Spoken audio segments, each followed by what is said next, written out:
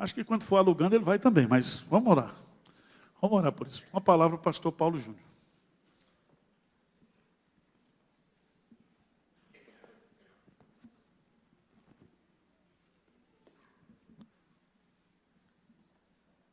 Abra comigo o santo livro do profeta Oséias.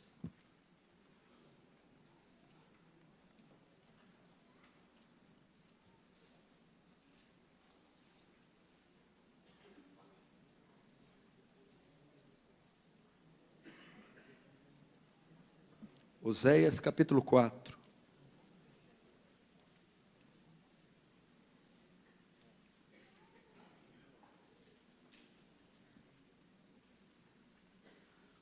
Um texto áureo muito conhecido.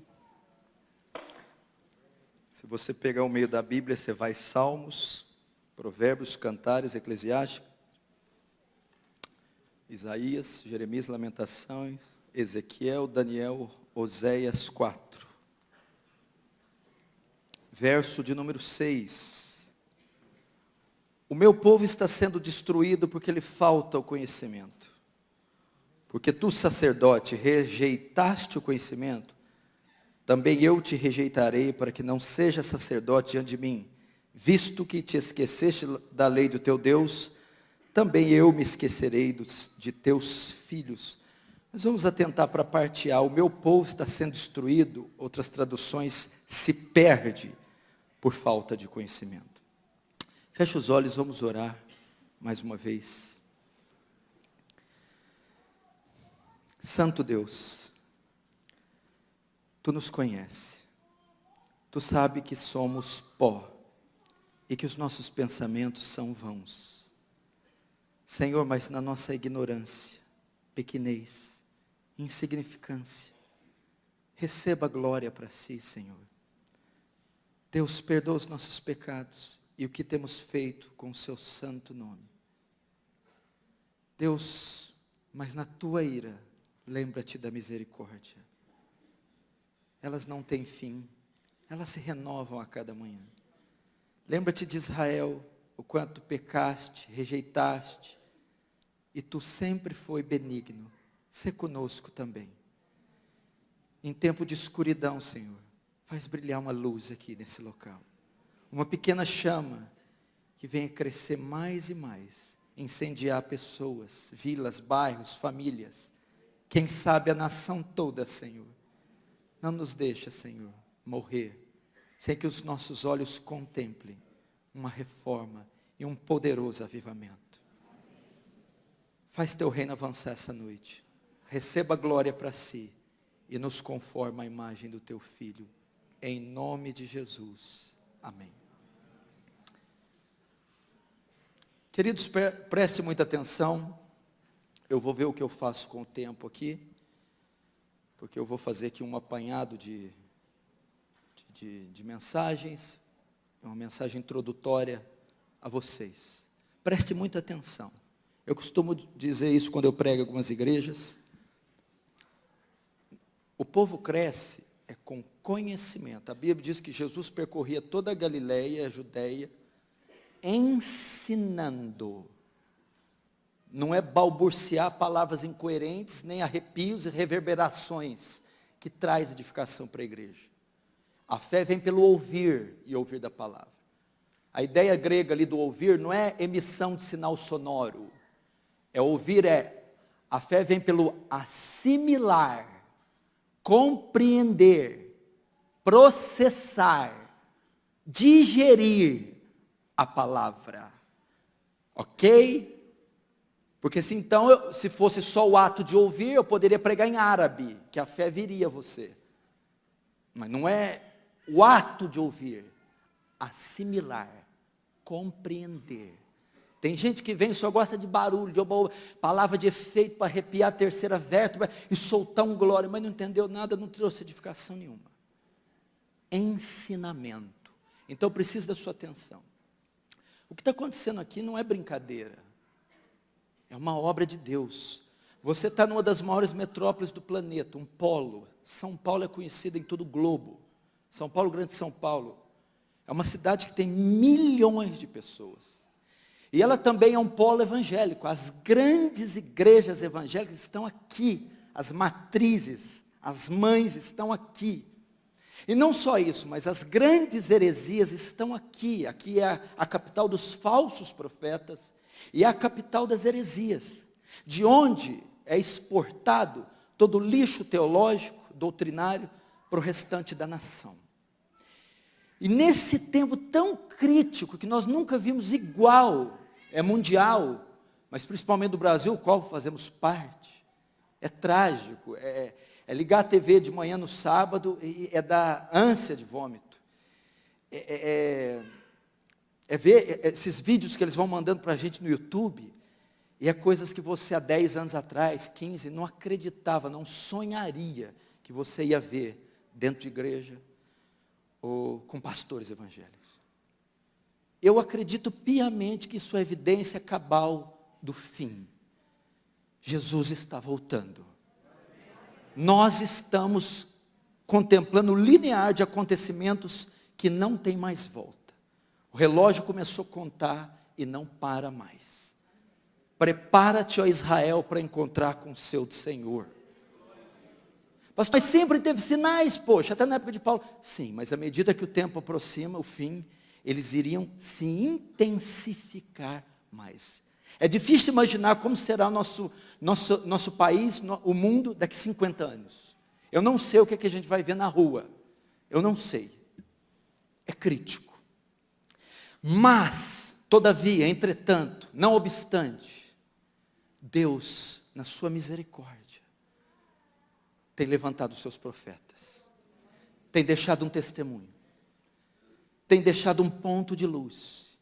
E aqui, no meio de São Paulo, em Pinheiros, aqui, nesta igreja, através desses homens, uma chama tem se acendido, uma luz tem brilhado, um foco de esperança, nessa grande capital. Ah, pastor, mas nós não somos muito frente aí, é verdade, Gideão com aqueles não eram muitos também. Deus não tem compromisso com números, Deus tem compromisso com a verdade. E eu quero que você entenda isso aqui como uma obra do céu. Nesses 500 anos de reforma protestante, novos reformadores estão vindo. A verdade novamente está sendo exposta. O evangelho está sendo pregado. Eu não sei se o pastor Hernandes viu o pastor Miguel Nunes na conferência fiel. Olha o que ele disse, olha que homem sábio. Eu creio que o YouTube está fazendo o que a imprensa fez para a reforma. Johannes Gutenberg. Como é que as ideias da reforma, de Lutero, Calvino, Zwinglio, espalharam por toda a Europa? A imprensa. Como que as pessoas estão conhecendo doutrina reformada? Teologia. Como que as pessoas estão conhecendo doutrina história? Como que as pessoas estão conhecendo Spurgeon, Wesley, Jonathan Edwards? Como é que elas estão conhecendo isso? Paul Washer, John MacArthur, YouTube, a internet, a democracia cristã. O que aconteceu aqui nas últimas eleições? Teve um partido, o Partido Vermelho, foi varrido das grandes capitais, quase não foi reeleito. Por quê? As mídias sociais. Porque tudo que se cria, que se entendia, vinha das TVs abertas, então você era manipulado. As mídias sociais começaram a expor a roubalheira, não é isso? Então, abriu os olhos do povo. Isso nós levamos para o campo da igreja. Quem detinha o controle doutrinário, eclesiástico, eram as grandes igrejas, nos canais abertos. Então, a massa era discipulada, catequizada, pelos falsos profetas. Veio o YouTube e começou a revelar a verdade. E as pessoas estão tendo acesso a material histórico, bíblico, doutrinário, reformado. Estão abrindo os olhos. E o que está acontecendo? Está havendo uma evasão dessas igrejas. O povo está acordando, abrindo os olhos. E como Deus usava a palavra impressa, na época da reforma, Ele está usando os vídeos. Áudio, vídeos. Isso é tremendo. Isso é maravilhoso. E eu quero que você entenda isso. Conexão com Deus aqui todas as segundas-feiras. Eu estarei pelo menos uma vez por mês aqui, pastor Hernandes, Arival, Augusto Nicodemos, outros pregadores, ensinando a palavra, ensinando Bíblia. Jesus disse: conhecereis a verdade e a verdade vos libertará. Jesus, a Escritura, a palavra de Deus é a verdade que liberta. Eu gostaria de contar com o seu apoio. Chame outras pessoas, divulgue, comunique. Pastor, mas muitos não vieram porque já sabiam que não cabia. Querido, quanto mais pessoas vierem, com mais tumulto você causar, mais seremos convencidos que teremos que ir para um lugar maior, alugar um salão maior, recursos para um lugar maior, 3 mil, 2 mil, 5 mil, sei lá. Se as grandes Babilônias, essas grandes heresias têm mega igrejas para ensinar o engano, por que a igreja de Cristo não vai ter uma igreja grande também? Mas para isso eu preciso da sua ajuda, da sua cooperação. Todos nós unidos, todos nós, assim como o Paulo retrata a igreja como um corpo, cheio de membros interligados, e o corpo não é feito de um membro só de joelhos, orelhas, pés, bocas, são membros distintos uns dos outros, e cada um tem a sua função importante, e eles se completam formando um corpo lindo, distinto, um corpo sólido, o corpo de Cristo. Então um ajuda pregando, o outro divulgando, o outro intercedendo, o outro apoiando, o outro patrocinando, o outro ligando, o outro telefonando, o outro trazendo, levando, dando carona. E assim nós nos unimos para pregar o Santo Evangelho e para tomar essas searas que estão aí maduras. Então eu quero contar com você. Toda segunda, pregadores, o pastor Edivaldo estava me contando a mensagem que ele estava destrinchando, linda, sobre Epáfras. Palavra de Deus, coisa pura, bíblica. Não tem que escolher pregador. Você tem que saber que você tem que ter consciência que é uma igreja bíblica, fiel, que não quer arrancar o seu dinheiro, que apenas quer te ensinar sã doutrina e conduzir você para a eternidade. E num momento tão crítico, essa luz tem nascido. E um dos lugares, não é só aqui, evidentemente, tem sido aqui. Então você tem um encontro marcado segunda-feira. Venha, divulgue e vamos incendiar esse estado, essa cidade. Outra coisa que eu vou pedir a você, presta atenção. Eu tenho muito cuidado com isso. Nós estamos num culto. Os puritanos dizem que quando alguém sobe aqui e abre a Bíblia e interpreta ela de forma correta, na autoridade do Espírito Santo, é como se o próprio Cristo estivesse falando com a igreja. Onde 2 ou mais estiverem reunidos no meu nome, ali eu estarei. Reverencie a presença de Deus. Nós não estamos num clube. Nós não estamos num clube. Cuidado com piadinhas, soprinhos, trocadilhos. Por favor, respeite o ambiente que você está. Você está numa igreja reformada, com a doutrina reformada, mas onde tem esse compromisso com a Escritura, e somente com a Escritura. E acima de nós, os homens falhos, pecadores, porque eu sou um miserável pecador. Se andar comigo uma semana, você prega para mim, para eu converter. Mas aquele que está aqui em espírito, 100% presente, que a onipresença de Deus não só faz ele estar em todo lugar ao mesmo tempo. Ele está em todo lugar ao mesmo tempo de forma completa. Não tem parte de Deus aqui e parte dele na China. Ele está 100% aqui e 100% na China. Não me pergunte por quê, porque eu não sei. Respeita o Senhor, respeita o culto, respeita esse local. Por favor, tenha reverência. O que eu vou tratar aqui nessa palavra incrível de Oséias? Aqui está dizendo qual é o maior mal da igreja de Cristo. O maior mal que um povo pode herdar, pode possuir, a ignorância. Meu povo está sendo destruído por causa da ignorância. Notem quão sério é a falta de conhecimento. Esse tem sido o grande mal da igreja evangélica brasileira, da cristandade moderna. Estava conversando com o reverendo Hernandes, ele diz, nós somos a geração mais privilegiada. Querido, você tem material bíblico, teológico, exegético, hermenêutico, em várias línguas, idiomas e versões. Você tem internet, você tem áudio, vídeo, você tem material, você tem recursos que os nossos pais, que os nossos antepassados jamais sonhavam em ter. O evangelho é transmitido por satélite em todos os países do globo. E nós nunca tivemos uma geração tão ignorante quanto a nossa. Tão ignorante quanto a nossa. Enéas Carneiro, o candidato à presidência do Prona, ele falou algo muito inteligente. Ele diz assim: a ignorância aprisiona, mas o conhecimento liberta. Mal ele sabia que ele estava parafraseando a frase de Jesus: e conhecereis a verdade, e a verdade vos libertará, porque a ignorância aprisiona, o conhecimento liberta. Você quer ver como isso é verdade? Por que esse último partido conseguiu se reeleger tanto e conseguiu tomar o poder dessa forma? Porque ele deixou de investir pesado em um setor. Qual foi?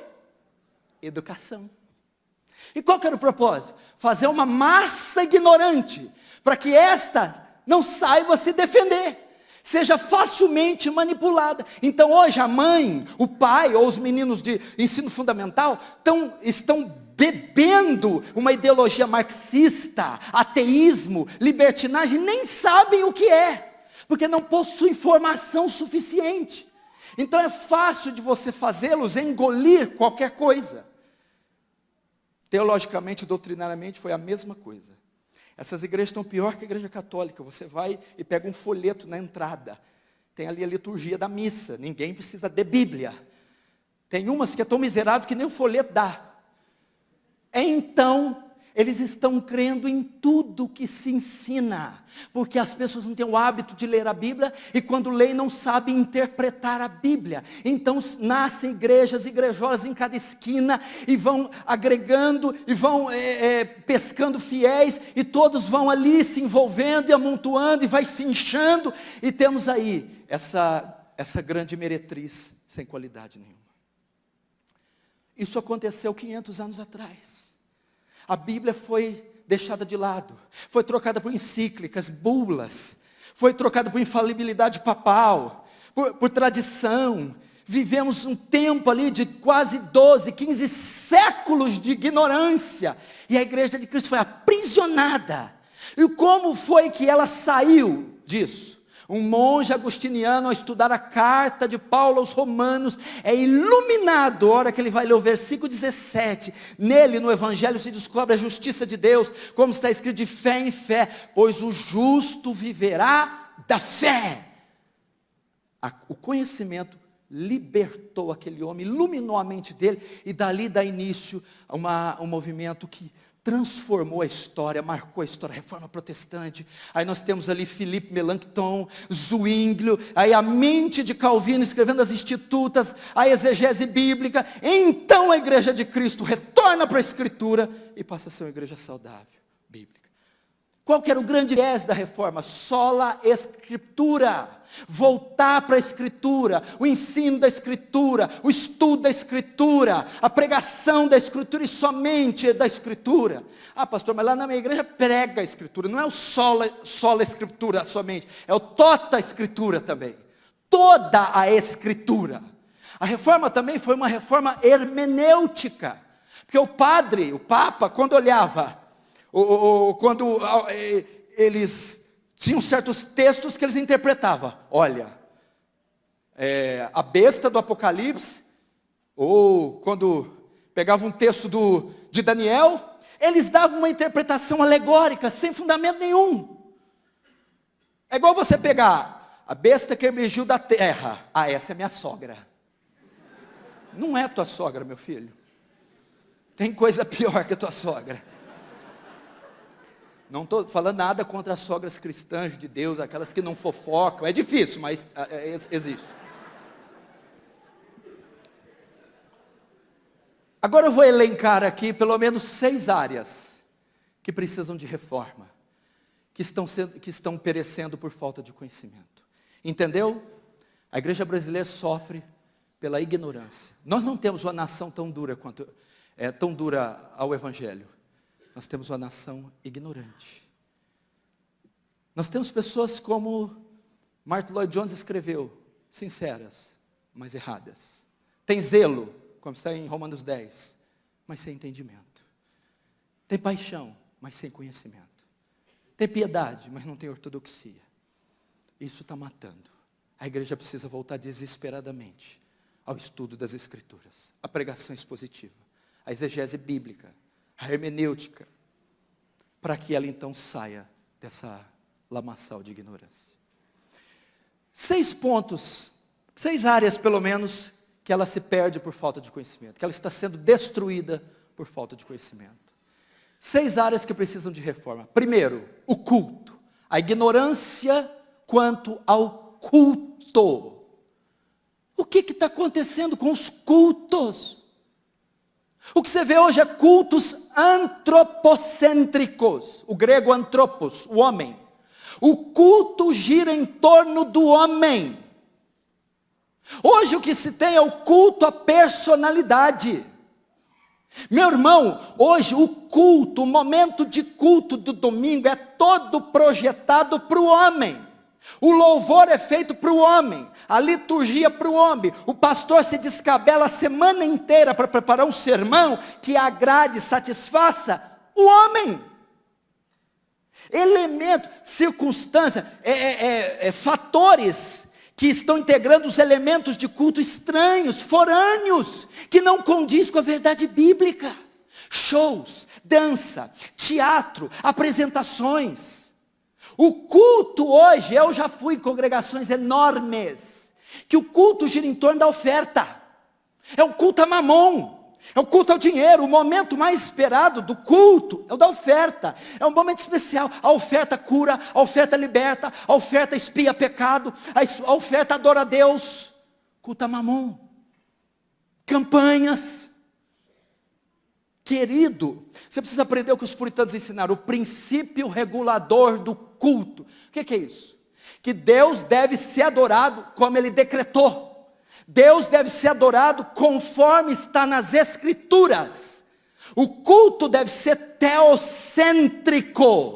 O culto deve convergir na pessoa de Deus. O culto é feito para a glória de Deus. O culto é feito para louvor de Deus. A palavra deve glorificar o Senhor dos exércitos. O louvor deve convergir na glória de Deus. A liturgia toda é para reverenciar um Deus santo. O culto é teocêntrico. Mas o culto não é só teocêntrico, o culto também é cristocêntrico. Levantai, ó portas, as vossas cabeças, levantai, ó entradas eternas, que entrará o Rei da Glória. Quem é esse Rei da Glória? O Senhor forte e poderoso, poderoso nas batalhas. Levantai, ó portas, as vossas cabeças, levantai, ó entradas eternas, que entrará o Rei da Glória. Quem é esse Rei da Glória? O Senhor dos exércitos. Ele é o Rei da Glória. A Santa Ceia. Eu já participei de culto com Santa Ceia, com mini pizza. Santa Ceia não é esse negócio aí não, com o nome. Santa Ceia os discípulos encheu a barriga. Santa Ceia tem que encher a pança. Você imagina? Querido, virou um palco, um picadeiro. Assim, ó. O culto hoje é um circo. O púlpito é o picadeiro. Pastores são palhaços. E a plateia, espectadores a ser entretidos. Culto vergonhoso, um culto que ofende a glória de Deus. Um culto que calca os pés, o sangue da nova aliança. Que profana o espírito da graça. Um culto sensual, carnal. Pastor, em minha cidade, eles rifaram uma moto dentro da igreja. Rifaram a moto. E sabe quem ganhou a rifa? O pastor da igreja. E sabe o que ele fez? Ele ligou a moto e saiu andando com a moto dentro do culto. A gente ria, eu sei, é para não chorar. Você imagina o coração de um Deus 3 vezes santo. Eu fui pregar em Manaus, numa mega igreja lá, que eu estou doidinho para falar o nome, mas não vou falar, vou segurar. 50 mil membros, rifa de um Camaro e de uma BMW. Esse pastor foi para a Europa e foi numa cidade, num grande hotel. E a xícara de café custava 500 euros. Ele ficou inibido de tomar. Aí diz ele, mas o Espírito Santo diz, você é filho do rei, eu sou dono do ouro da prata, você pode tomar esse café. 500 euros. Uma xícara de café. O culto está banalizado. O pós-modernismo, com a queda do muro de Berlim em 89, trouxe os seus filhos. Relativismo, pluralismo, humanismo. O que o humanismo ensina? O homem é o centro do universo. Tiraram Deus do trono. E o humanismo entrou dentro da igreja. O culto é uma bênção, só Deus não pode estar lá. Não é feito para ele o culto, ele não é convidado. Precisamos de uma reforma no culto, adorar como os apóstolos, adorar como os puritanos, adorar como os reformadores, adorar como Spurgeon. Eu tive no tabernáculo metropolitano, Peter Master fazendo um culto, que culto reverente. Chegamos lá e o diácono falou, eu vou sentar aqui. Não, você vai sentar aqui, é tudo enfileiradinho, é tudo contadinho, para ninguém ficar em pé. Uma escola dominical com 1.200 crianças, pastor. Um órgão lindo, louvores de Isaac Watts, coisa linda, reverente, púdica, temente. Quem falou que precisamos desses sonidos, dessa coisa barulhenta, dessa coisa emocional, para sentirmos a presença de Deus? A presença de Deus vem com a exposição da verdade, vem com a visitação do Espírito Santo, gente. Precisamos de cultos assim, onde o Senhor é bem-vindo.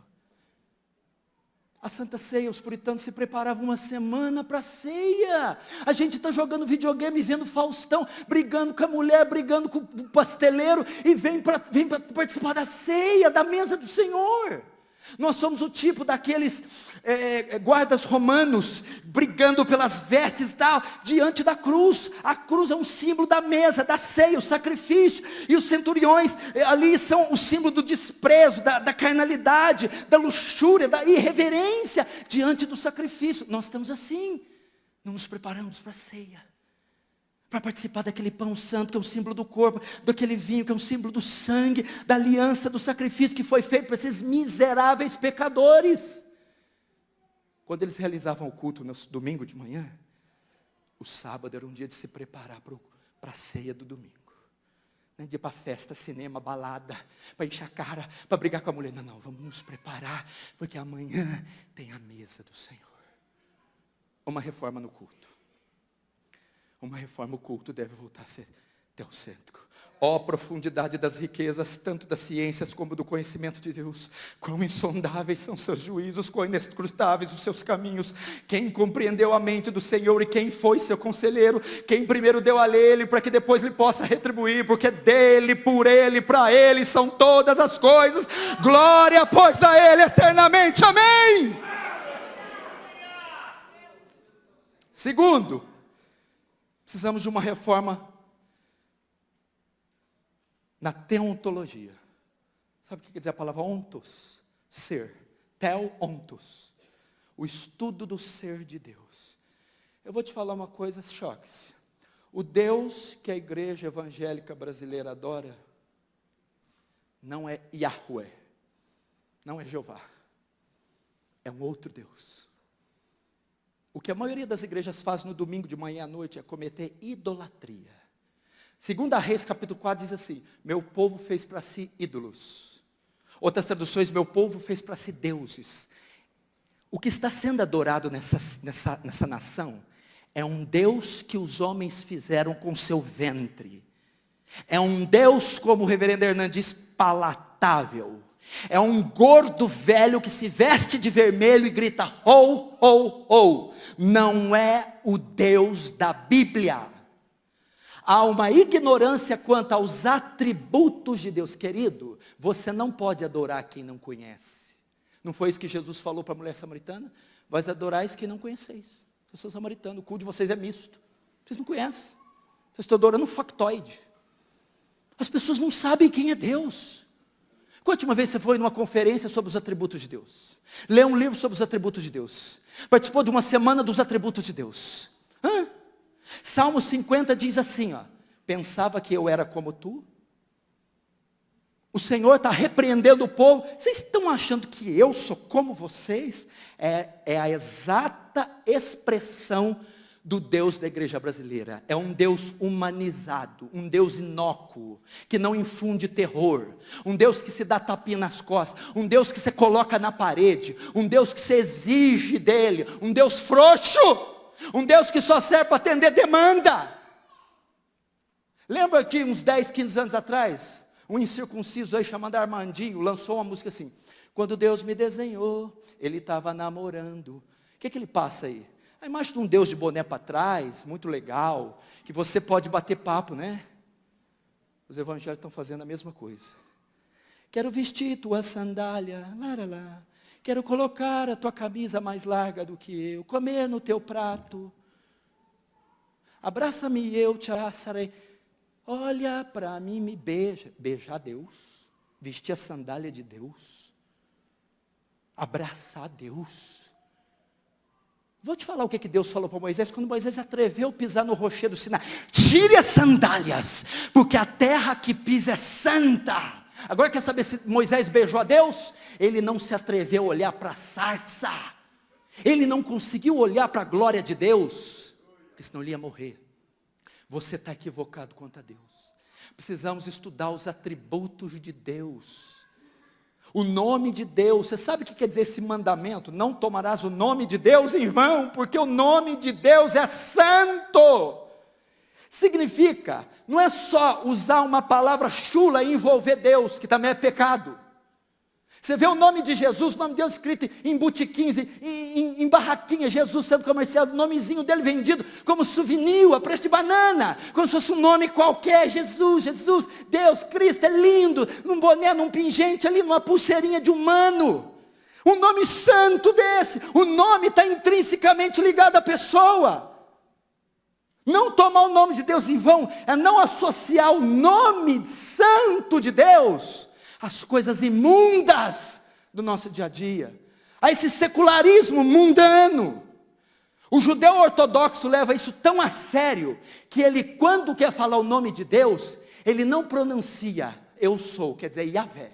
É o nome que Deus deu para Moisés no Sinai. Eu sou o que sou, Yahvé.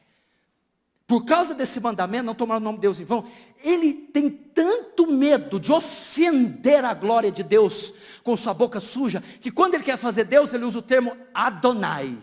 Ele não usa Yahvé. Agora nós contamos piada com o nome de Deus, damos risada com o nome de Deus. O nome de Deus, tomar o nome de Deus em vão, não é só verbalizá-lo inadequadamente.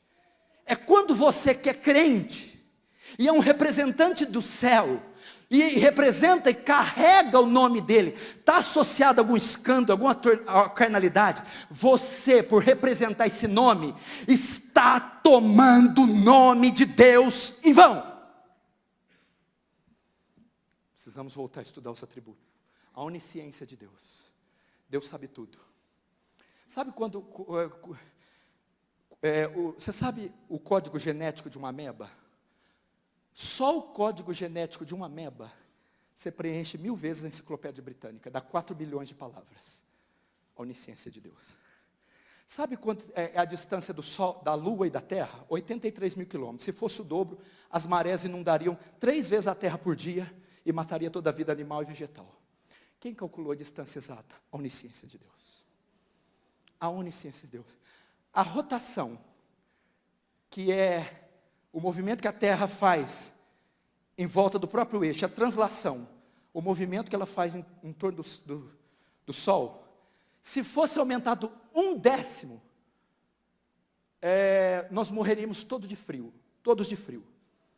Os dias seriam alongados 14 vezes. E toda a vida animal e vegetal aqui morreria congelada. Quem calculou o movimento de translação e de rotação da Terra? A sua onisciência. Reverendo Hernando, sabe quantos litros de água tem o Oceano Atlântico e o Pacífico? Vamos lá. Você conhece milhão? 1 milhão? 1 bilhão? 1 trilhão? 1 quatrilhão? 1 quintilhão? 1 sextilhão? 1 octilhão?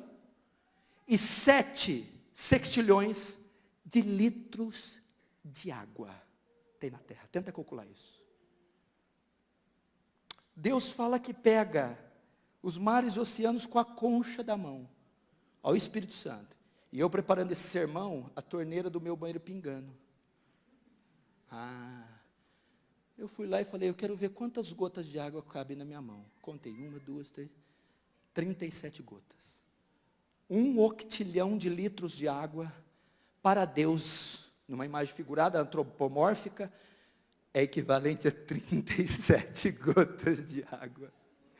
Quem é Deus senão o Senhor? É esse Deus que eu quero render glória, não é esse Deus da prosperidade.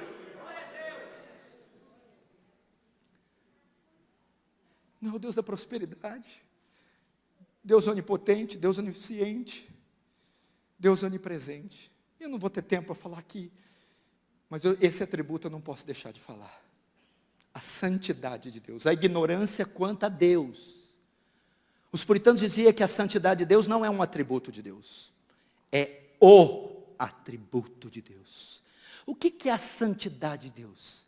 Fala da impecabilidade de Deus, da pureza de Deus.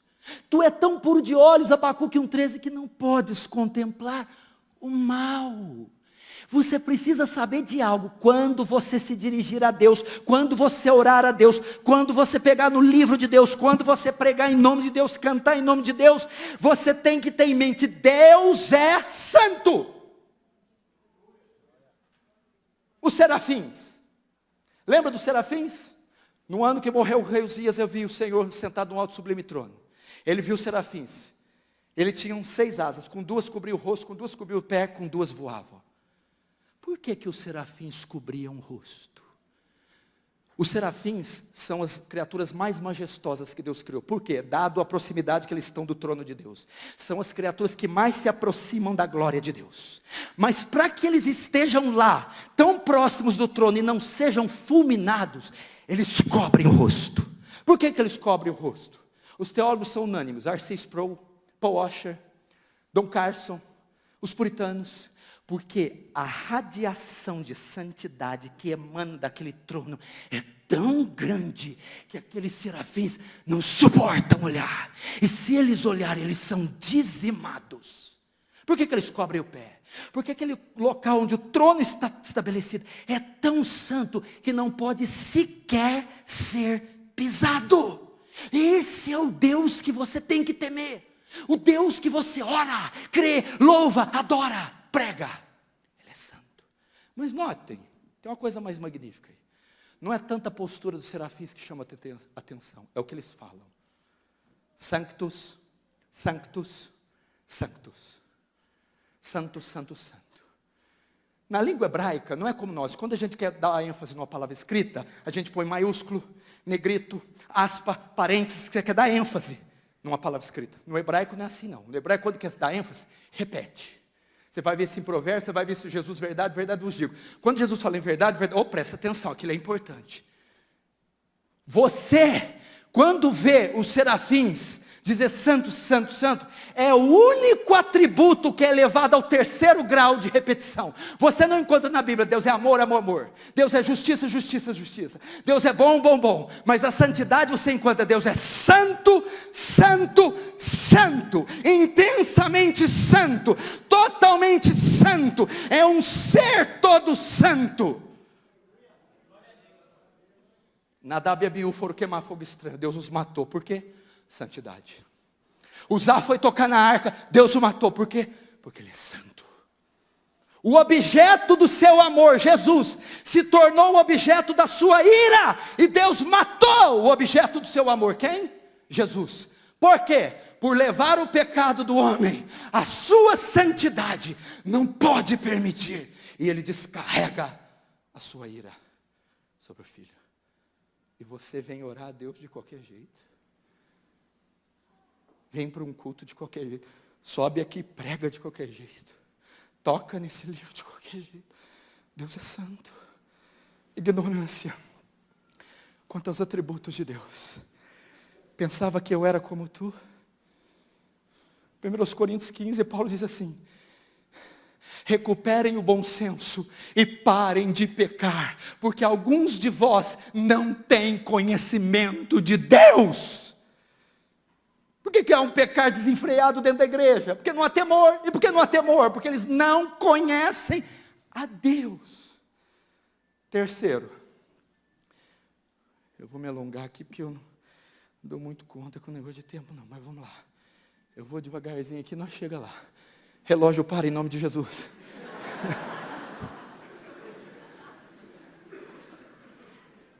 Se fosse um monte de igreja aí, eles iam pagar para o cara parar o relógio, o pastor ia testemunhar, e o povão,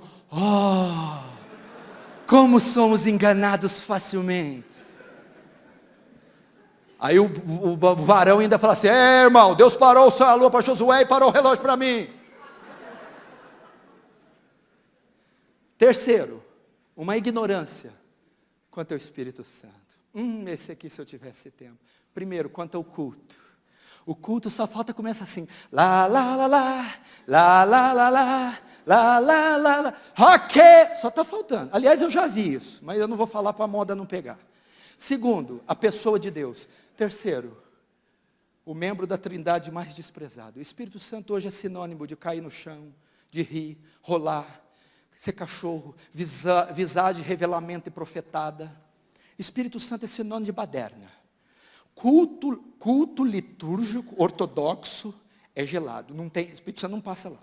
Culto onde o pau come, sai rasteira, voadora, mortal carpado, o Espírito Santo está lá. Mas tem uma ignorância tão absurda na pessoa do Espírito Santo. Culto com o Espírito Santo, homem cheio do Espírito Santo, manifestação do Espírito Santo é sinônimo, meu irmão, de frenesi, estereótipo.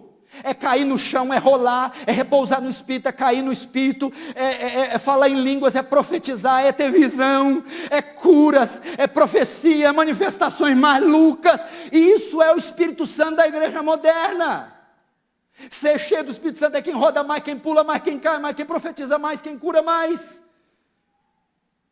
Nós estamos equivocados. Eu vou dizer pelo menos 3 áreas onde o Espírito Santo trabalha. 3 obras pelo menos. E se sair disso aqui não tem nada de Espírito Santo. É só ler João 14, 15 e 16, gente. É só ler Romanos 8, que é um tratado do Espírito Santo. Primeiro, quando o Consolador vier. Vamos ver, quando ele vier. Olha o que ele vai fazer. Convencerá o homem do pecado, da justiça e do juízo. Primeira obra do Espírito, convencer do pecado, regenerar, conduzir pecadores a Cristo, convencê-los da sua iniquidade. Se você conhece um pastor que se diz cheio do Espírito Santo, se você conhece uma banda, um louvor que se diz cheio do Espírito Santo, uma igreja que diz cheio do Espírito Santo, mas ela não fala sobre o pecado, não prega sobre o pecado, não ensina sobre o pecado, ela não tem nada do Espírito Santo. Primeira grande obra é convencer do pecado, regenerar, transformar. Segundo, quando ele vier, ele vos fará lembrar, vos ensinará tudo quanto tenho dito. Opa, o Espírito Santo aponta para a Escritura. E tem culto, pastores, que é tão cheio do Espírito Santo que não tem palavra. Quer dizer, o autor das Escrituras, ele impede o povo dele de ter acesso às Escrituras. O Espírito Santo aponta para a Escritura. Olha só, uma igreja cheia do Espírito Santo. Atos 2, estavam todos reunidos no mesmo lugar, quando veio do céu um vento veemente e impetuoso, todos foram cheios do Espírito Santo, falando em outras línguas, conforme o Espírito Santo dá-se que falasse. E perseveravam na oração, no partir do pão, na comunhão e na doutrina dos apóstolos. O Espírito Santo empurra a igreja para a Bíblia. O Espírito Santo traz fome da Escritura, fome de estudo bíblico, fome de leitura. Eu lembro de uma moça que estava em nossa igreja. Essa irmã conversão maravilhosa, estava no primeiro amor. Ela participou de um culto que eu preguei sobre a palavra de Deus. No outro dia ela leu 40 capítulos da Bíblia. Isso é a obra do Espírito Santo. Isso é a obra do Espírito Santo. Terceira obra do Espírito Santo. Quando ele vier, me glorificará. O Espírito Santo não aponta para ele mesmo. O culto não é ao redor do Espírito Santo, é o culto do Espírito Santo, o Espírito Santo, o Espírito Santo. Por isso que aquele livro Bom Dia Espírito Santo é um equívoco, é uma heresia, porque ele enaltece, engrandece a pessoa do Espírito Santo, a parte de Cristo Jesus. O Espírito Santo aponta para o Salvador. Então vamos lá, o que significa isso? Aponta para a promessa do Salvador. Aponta para a encarnação do Salvador. Aponta para a vida do Salvador. Aponta para a mensagem do Salvador. Aponta para a morte do Salvador. Aponta para o sepultamento do Salvador. Aponta para a ressurreição do Salvador. Aponta para a glorificação do Salvador. E aponta para a volta do Salvador. O Espírito Santo glorifica o Filho. Logo um homem, um pregador. Por isso que Spurgeon era maravilhoso. Toda a mensagem de Spurgeon convergia na pessoa bendita de Cristo.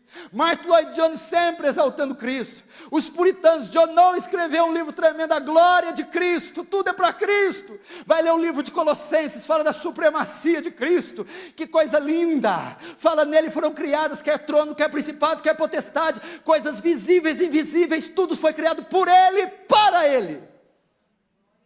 Cristo, irmão, Cristo, o poderoso exaltado. Quarto, para nós caminharmos por fim. Primeiro, ignorância quanto ao culto. Segundo, ignorância quanto aos atributos de Deus. Terceiro, ignorância quanto ao Espírito Santo. Quarto, ignorância quanto ao louvor. Tem sabor de mel. Eu estou lançando a minha versão, tem sabor de fel. Logo, logo ela vai sair. Vocês aguarda. Se tem uma área que está sendo corrompida, essa não, ninguém pega. É o louvor e adoração. Eu imagino que eles ficam nos seus quartos, nos seus gabinetes, nos seus estúdios, nos seus quartos de hotéis. Eu imagino o que eles ficam pensando. Eu acho que eles leem ali Tolkien, eles leem Alice no País das Maravilhas, Monteiro Lobato. Eles vão tentando. Eu acho que eles vão da Cuca até a Bruxa do 71. Para ver o que eles fazem. Não tem cabimento, gente. Não tem cabimento o que estão fazendo. Isso é adoração, isso é celebração da carne, isso é orgia gospel, é um mercado multimilionário, é um mercado prostituto, é um mercado irreverente, imoral, nojento, asqueroso. O louvor é semelhança do culto, o louvor é antropocêntrico. A letra, a melodia, o ritmo, os músicos, os instrumentos, tem apenas uma finalidade: mexer com as emoções do povo, aguçar a carne do povo. São letras e músicas e discos apenas para conseguir vendagens. Não tem, meu irmão, a menor intenção de adorar o Senhor. Vamos lá, o que é louvor? O louvor do hebraico, uma das traduções é elogio. Elogiar quem, irmão? Elogiar você? Olha para você, meu filho. Elogiar eu. Elogiar o quê? O que tem de elogiável nesse mundo caído? É elogiar Deus. O louvor é o principal método que Deus escolheu para receber glória. Essa é uma definição de louvor. O louvor é o principal meio que Deus escolheu para receber glória. Quando eu quero saber um louvor bíblico, para onde eu vou? Qual que é o inário bíblico que nós temos? Os Salmos. Salmos é o inário, a harpa cristã, o cantor cristão de Israel. Salmo 1, Salmo 150 são hinos que eram cantados. Então ali nós temos uma referência como deve ser o louvor. Agora qual é o teor, o conteúdo dos Salmos? 70% dos Salmos está escrito quem Deus é e o que Deus faz. Quem Deus é e o que Deus faz. Grande é o Senhor, mundigo ser louvado. Grandes são suas obras. É só isso. Logo, o louvor é teocêntrico. O louvor fala dos atributos de Deus. Você quer aprender os atributos de Deus? Vai para os Salmos, para o livro de Jó. E das obras de Deus. Então o que nós temos que cantar? Quem Deus é. A música cantou aqui. Grandes são as suas obras, Senhor Todo-Poderoso, justo e verdadeiro são os teus caminhos, ó Rei das nações. Quem não te adorará? Pois só tu és santo. Ninguém, quando conhece os atributos, pode deixar de adorar. Quem não te adorará? Pois só tu és santo. Quando eu conheço quem Deus é, como eu não vou adorar?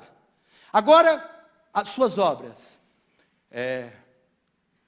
Vamos ver se eu lembro da segunda parte. Todas as nações virão e adorarão diante de ti. Mas quando que as nações virão e adorarão? Pois os seus atos de justiça se fizeram manifestos. Quando os atos de justiça, as obras, são manifestas, não precisa de zabumba, de bumbo, não precisa de Ivete Sangalo gospel. Quando as obras são cantadas, o povo adora. Quando os atributos são cantados, o povo adora. Terceiro ainda, o louvor é cristocêntrico. Nós cantamos uma música tão linda domingo em nossa igreja, pastores. Era do Isaac Watts. Ao contemplar a gloriosa cruz. Parece que eles não tinham outra coisa para cantar, só cruz. Flagelo e amor se uniram. Eu falei, meu Deus.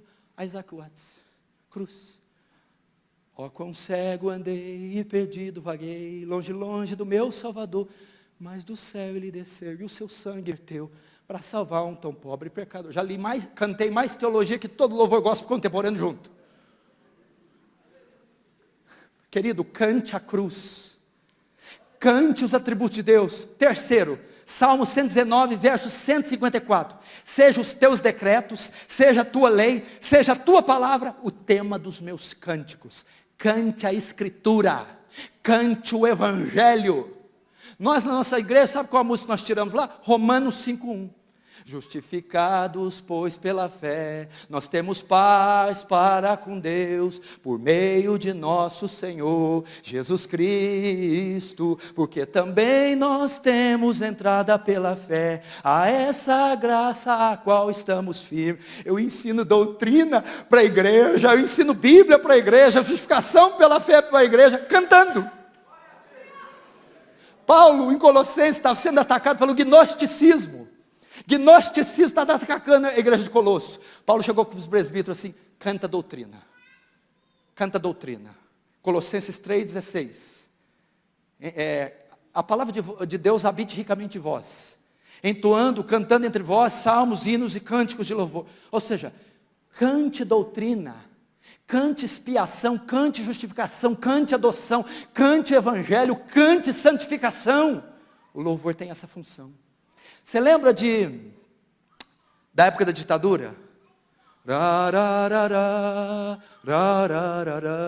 Caminhando e cantando, seguindo a canção, somos todos iguais, braços dados ou não. Como é que é? Geraldo Vandré, ditadura militar. Essa música, essa música estava combatendo a ditadura militar. Ela foi responsável, uma das grandes responsáveis para a ditadura militar cair. Por quê? Porque a música forma opinião, a música ensina ideia, ideologia. Quando você vai para o Woodstock de 70, sexo, droga e rock and roll, ele influenciou uma geração inteira, o contraceptivo, a camisinha e o sexo entre solteiros. Através da música, uma geração inteira foi influenciada. Logo, o louvor tem a função de influenciar, de ensinar, de formar opinião. O louvor atual não só deixa de ensinar doutrina, como ensina o contrário, heresia. Lutero, se você perguntasse para ele dizia que as 95 teses não foi o que mais propagou a reforma, foi os seus 40 hinos, Castelo Forte, das profundezas, que foram espalhados por toda a Europa. O metodismo wesleyano foi todo propagado como? Os hinos de Charles Wesley. A música ensina, a música doutrina, a música memoriza, a música catequiza, a música evangeliza. Essa é a função da música. Quinto, estamos terminando. Ignorância quanto à família. Levanta a mão e quem está terceirizando o casamento aí? O que está acontecendo com a família? Mulheres estão ocupando o papel dos homens? Homens o das mulheres? As crianças estão ocupando papel nenhum, que não sabem nem o que estão fazendo no mundo? Fala para mim tudo o que é ser uma mulher bíblica, um marido bíblico, uma esposa bíblica. Querido, Vocês estão educando as suas filhas para serem homens. E vocês estão educando seus filhos para serem mulher. Vocês estão pondo a filha na faculdade, no curso. Olha, você vai ser administrador, executivo, falar inglês, espanhol, francês, isso, aquilo. Espera aí. Você não está formando a sua filha para ser mulher, para ser esposa, para ser mãe. O principal papel da mulher é ser mãe. Mulher virtuosa, quem achará? A mãe do rei Lemuel está dizendo, é uma mulher raríssima de se encontrar, essa aqui de Provérbios. Qual a qualidade dela? É profeta? Não é. É executiva? Não é. Dentista? É neurocirurgiã? Não. Qual que é essa mulher rara? É mãe. É esposa. Provérbios 31 é a descrição da mulher ideal, perfeita, virtuosa e que é rara de achar. E qual é os atributos dela? Mãe e esposa. Você tinha que ensinar sua filha a ser uma mãe. Eu não sou contra a menina estudar, falar idioma, absolutamente. Mas espera aí. Uma cirurgiã não vai fazer minha comida. Uma cirurgiã não vai cuidar dos meus filhos. Uma cirurgiã não vai cuidar da minha casa. É a minha esposa que vai fazer isso. Você viu quando acontece, os pais estão terceirizando a educação. Quem forma os filhos é a avó, é a babá, é a escola de inglês, de natação. O menino é todo deformado, é toda uma coxa de retalhos. Ele tem ideias do professor de natação, do professor de filosofia, do professor de karatê, de balé, da escola. Ele tem 15 anos, pelo menos, de ensino secular. E onde está o papel da mãe e do pai na formação desse menino? E o pai? E os pais, nacas? Cadê os pais?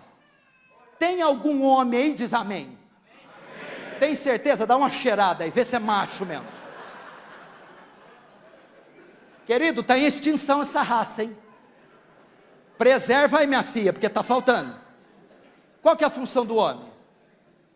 O homem, provedor, protetor, sacerdote e profeta. Do suor do rosto do homem comerá, e não da mulher. O sacerdote é aquele que representa o povo diante de Deus, é a função do homem, colocar sua família diante de Deus em oração. O profeta é o que vai diante de Deus, recebe a palavra e comunica para o povo. É o homem que se debruça nesse livro para comunicar as verdades à família. Provedor é aquele responsável por dar a eles alimento, educação, escola, tratamento médico. É o homem que tem condição de dar uma vida digna e decente, não falando de luxo, mas uma vida digna e decente. É o homem. Quarto, protetor. É aquele que se coloca entre o perigo que assola a sua família e a sua família. Ele fica no meio. Quer espiritual, quer físico. É o que se coloca entre a família e o perigo que assonda.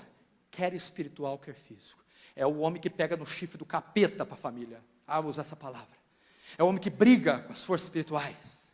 É o homem que defende a família. Agora, o negócio, o pau está comendo lá fora. Vai lá, meu bem. E ela pega a vassoura e vai. E sabe o que é o pior para sua vergonha? Ela resolve. E tá você lá com a barriga para cima, ouvindo o cara, ô louco, mano! Faustão. Querido, eu faço essas piadinhas só para quebrar o gelo, porque a gente sabe quando chegar em casa e pôr a cabeça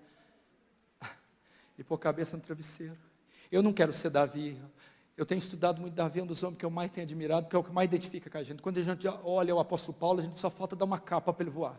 Quando olha para Moisés, pensa que nem era da terra. Quando olha para Davi, igualzinho nós, chorão, deprimido, pecador, lambão, igualzinho nós. Davi, o maior monarca que Israel já teve. Davi, um dos maiores escritores do Antigo Testamento, escreveu o maior clássico do Antigo Testamento, Salmo 23. Davi, um líder militar, um estrategista militar. Davi, um guerreiro formidável, um homem não perdia. Davi, um poeta, um músico. Davi é um ícone. Davi, pai, uma porcaria de pai. Olha Davi como pai. Aminon estuprou Tamar, a própria irmã. Davi não fez nada. Absalão matou Aminon para se vingar. Davi ficou 2 anos sem olhar na cara do menino. Adonias perdeu o trono. Adonias quis roubar o trono do herdeiro legítimo, Salomão, foi morto por Salomão. Adulterou com Batseba, traidor, adúltero. A casa de Davi era uma bagunça. Natan falou para ele assim, não quero saber dos teus salmos, não quero saber das tuas vitórias, não quero saber de Golias, não quero saber de nada. por causa desta abominação que fizeste, a espada jamais se apartará da sua casa. Deus nos guarde de ser pais negligentes e omissos. Eu estou com um filho de 4 anos e um filho de... Eu estou com um filho exatamente de 15 dias. Um filho de 4 anos e um filho de 15 dias. Pastor, dá dor a hora que você sai. Papai, por que o senhor vai na igreja? Quando eu saí de social, papai, o senhor vai no culto, mas não tem culto de dia. Eu falei assim dentro do meu coração, Deus me guarde de não ver essas crianças crescendo. Deus me guarde de não estar aqui, não dar beijo, não dar abraço, de não ensinar o evangelho, de não ganhar o mundo e perder minha casa, minha esposa. Porque quando a serpente veio e deu bote em Eva, onde estava Adão? Aonde estava Adão, me diz? A nossa família é prioridade. Primeiro Deus, segundo família, terceiro ministério. Eu gosto muito do Paul Washer, quando ele está viajando, as pessoas conversam com ele no avião. Ô meu querido, tudo bem? A conversa está boa? O que você faz? Eu sou marido. Marido? Uai, tá bom, tudo bem, além de ser marido, o que você faz? Sou pai. Pai? Tá bom, você é pai, marido, o que mais? Quando eu tenho tempo eu prego. Você vai ver a história de Billy Graham, você vai ver a história de grandes outros aí que não pode falar, que está mais caído do que... As famílias eram uma reborreia.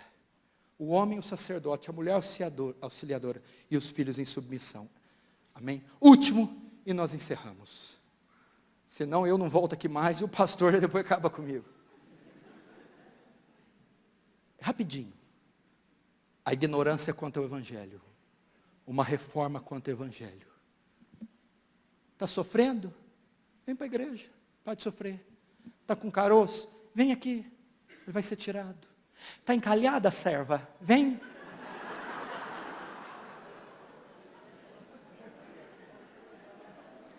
É pobre, vem que fica rico. É empregado, vem que vem patrão.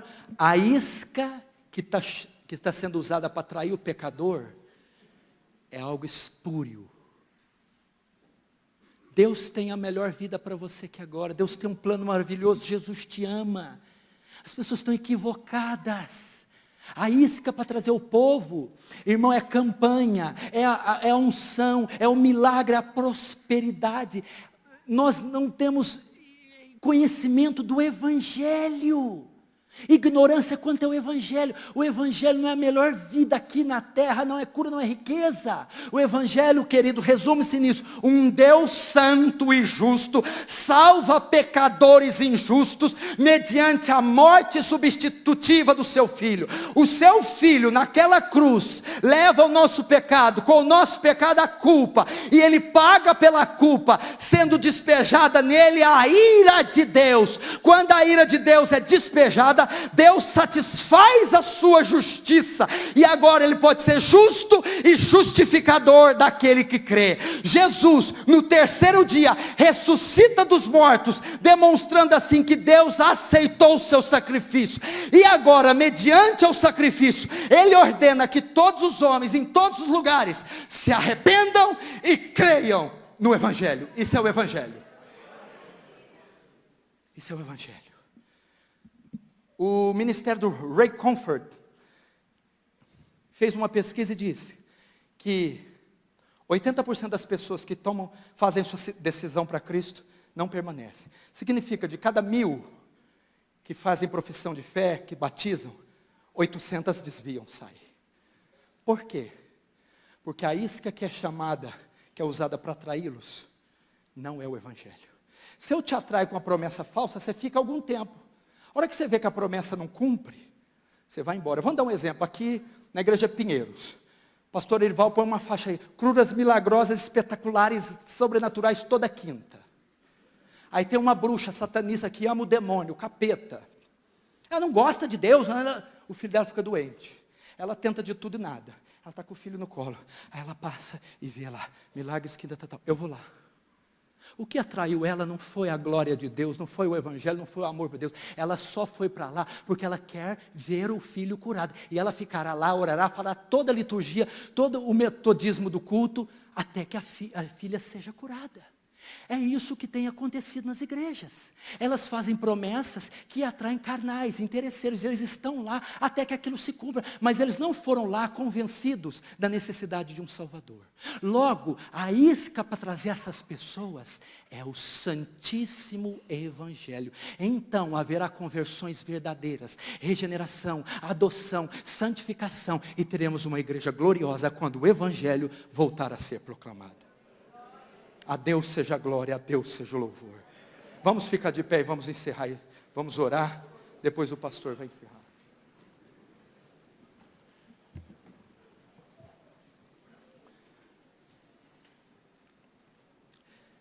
Feche os seus olhos e curva a sua cabeça. Você vai dizer: Deus, tem misericórdia de nós ignorantes, da ignorância da igreja, da ignorância dos pastores, da negligência, do descaso. Fala: Deus, esses anos todos eu criei em mentiras, em falsidade, mas eu estou disposto a voltar para a rocha da onde eu fui cortado.